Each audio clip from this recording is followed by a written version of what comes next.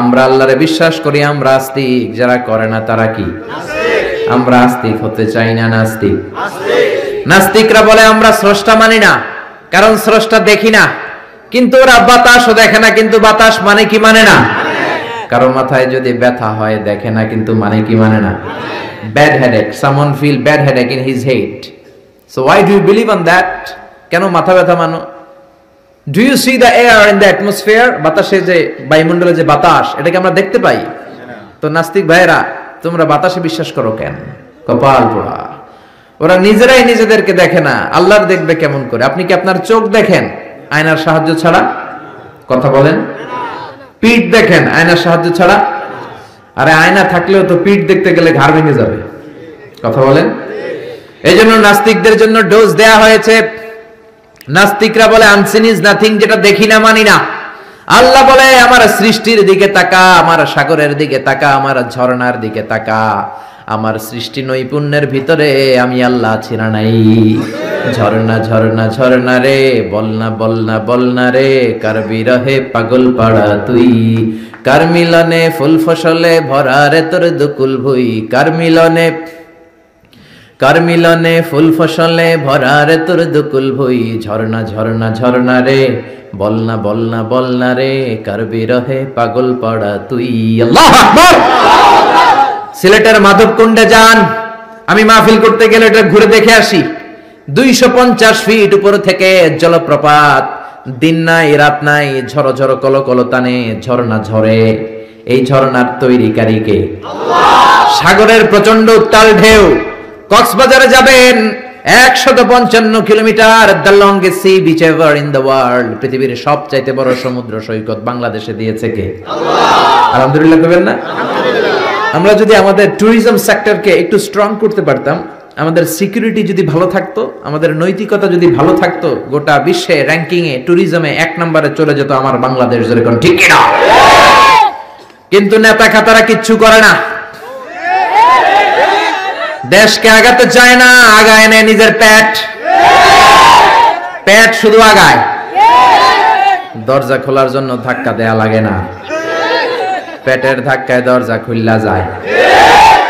সবাই আবার এক পাল্লায় মাইপেন না। আপনাদের রেলমন্ত্রী অনেক ভালো মানুষ, এই যে এখনো তো মাহফিল করতে দিচ্ছে উনি, অনেক জায়গায় আমাদের মাহফিল বন্ধ করে, উনি তো অনুমতি দিয়েছে। ঠিক কিনা? ঠিক কিনা? এই জন্য যারা কোরআনের পক্ষে তাদের জন্য আমাদের দোয়া আছে না নাই? আর যারা বিপক্ষে তাদের জন্য বাঁশ আছে না নাই? কি দিবেন? দিবেন? আমাদের তো কিছু নাই দেয়ার, কি দিব? বাঁশ দিয়ে দিবে, একটু কেটে কেটে হাতে দিয়ে দিব। ঠিক কিনা? ঠিক কিনা? ঠিক কিনা? এজন্য কবরে আমাদেরকে যেতে হবে, স্রষ্টায় আমাদেরকে বিশ্বাস করতে হবে। যারা আল্লাহরে বিশ্বাস করে না তারা হলো নাস্তিক। জোরে বলেন ঠিক কিনা? এই ট্যুরিজম যদি আমরা আগায় নিতে পারতাম, আমাদের রাজস্ব আয়ের লায়ন পার্ট, সিংহভাগ আমাদের পর্যটন শিল্প থেকেই আসতো। চিল্লা এখন ঠিক কিনা? এজন্য আল্লাহ বলে সাগরের দিকে তাকা, কক্সবাজারের দিকে তাকা, বঙ্গোপসাগরের দিকে তাকা। সাগরের দিকে তাকালে বুঝতে পারবি সাগরের একজন মালিক আছে না নাই? কুফা নগরীতে এক নাস্তিক ছিল, উল্লুক্কা পাঠা। কয় আমি মানি না, কাউরে মানি না, কাউরে মানি না, আমি স্রষ্টা মানি না। কেন মানো না? কয় দেখি না, মানি না। কুফার লোকেরা বলল আমাদের একজন ইমাম আছে, নাম নু'মান। কি নাম? নু'মান ইবনে সাবিত। উনি যদি তোমার সাথে তর্ক করে, উনি তোমারে মানায় দিতে পারবে। সুবহানাল্লাহ। সে কয় পৃথিবীর কেউ আমারে বুঝাতে পারবে না, আমি মানি না। ঠিক আছে, তর্ক হবে। ডেট দেয়া হলো জুমাবার। জুমার নামাজের পরে নাস্তিক আসবে আল্লাহর বিপক্ষে, সাইয়েদনা ইমাম আবু হানিফা আসবে আল্লাহর পক্ষে। তর্ক হবে জুমার নামাজের পর। এরকম হাজার হাজার মানুষ।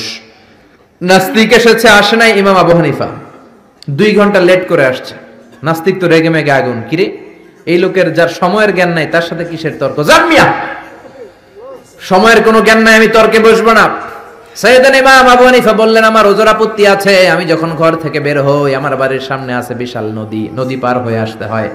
আজকে নদীর সামনে এসে দেখি কোনো নৌকা নাই, গাছ নাই, লোক নাই, মানুষ নাই, কিচ্ছু নাই, ধুধু প্রান্তর।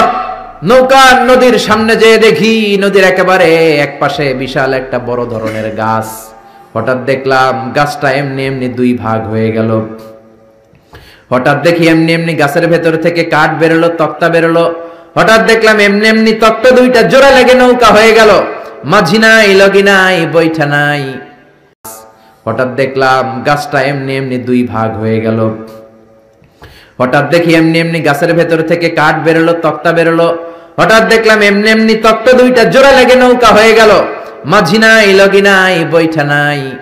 মাঝি ছাড়া নৌকার মধ্যে বসলাম। মাঝি ছাড়া নৌকা আমাকে নদীর এপার থেকে টান দিয়ে ওপার নিয়ে গেল। এই প্রসিডিউরটা হতে আমার 2 ঘন্টা সময় লাগছে। 2 ঘন্টা লাগছে, এই জন্য দেরি হয়েছে। নাস্তিক কয় তোদের ইমাম ডাইল খাইছে। ডাইল কি খায় আসছে জিজ্ঞেস কর, মাথা ঠিক নাই। এমনি এমনি গাছ কাটে নাকি? এমনি এমনি তক্তা জোড়া লাগে নাকি? করাত ছাড়া গাছ কাটা যায় নাকি? মিস্ত্রি ছাড়া নৌকা হয় নাকি? মাঝি ছাড়া নৌকা চলে নাকি? এমনি এমনি কিচ্ছু হয় নাকি? ইমাম আবু হানিফা বললেন, এই তো আপনি লাইনে আসছেন। এমনি এমনি কিচ্ছু হয় না। তাহলে আকাশ কেমন করে এমনি এমনি হলো? বিশাল সাহারা মরুভূমি কেমন করে এমনি এমনি হলো? বিশাল তুর পাহাড় কেমন করে এমনি এমনি হলো? বায়ুমণ্ডল, নবমণ্ডল, ভূমণ্ডল, মহাবিশ্বয় বসুন্ধরা কেমন করে এমনি এমনি হলো? সুবহানাল্লাহ। নাস্তিক ভেজালে ঝামেলার মধ্যে পড়ে গেছে। হায় হায়, এরকম করে তো ভেবে দেখি নাই। আসলেই তো তার চিন্তার জগতে আন্দোলন শুরু হয়েছে। তার ঘুমন্ত বিবেককে তিনি জাগিয়ে দিয়েছেন। ইমাম আবু হানিফার কথা শুনে নাস্তিকের মুখ দিয়ে কোনো কথা নাই। মনে মনে কয়, আসলেই তো আমি একটা উল্লুকা পাঠা। সাইয়েদনা ইমাম আবু হানিফাকে বললেন, আমাকে মাফ করে দেন, কোনদিন এমন করে ভাবি নাই। আসলেই তো এমনি এমনি আকাশ হয় না, এমনি এমনি বাতাস হয় না। এগুলোর একজন স্রষ্টা থাকার দরকার আছে না নাই? নাস্তিক বলে, ও নোমান ইবনে সাবিত, আর দেরি করার দরকার নাই, আমাকে আপনি পড়িয়ে দেন লা ইলাহা ইল্লাল্লাহু মুহাম্মাদুর রাসূলুল্লাহ সাল্লাল্লাহু। কালিমা পড়ে মুসলমান হয়েছে। এজন্য ওয়াজাদিলহুম বিল্লাতি হিয়া আহসান।